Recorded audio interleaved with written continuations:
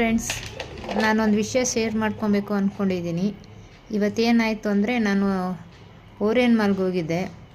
ಅಲ್ಲಿ ಏನಾಯ್ತಪ್ಪ ಅಂದರೆ, ನಾವು ಪ್ರತಿದಿನ ಆರ್ಡ್ರ್ ತೊಗೊತಾ ಇರ್ತೀವಿ, ಆದರೆ ಎಲ್ಲ ಕಡೆನೂ ಎಲ್ಲ ಥರ ರೆಸ್ಪಾನ್ಸ್ ಇರಲ್ಲ.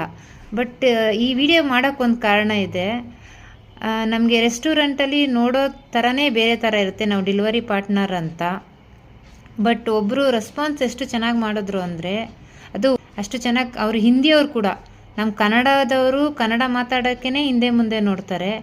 ಆದರೆ ಅವರು ಹಿಂದಿಯವರಾಗಿ ಅವರು ಇಲ್ಲಿ ಕರ್ನಾಟಕದಲ್ಲಿ ಬಂದು ಈ ಥರ ಒಂದು ಮಾತಾಡೋದು ನೋಡಿ ತುಂಬಾ ಖುಷಿ ಆಗೋಯಿತು.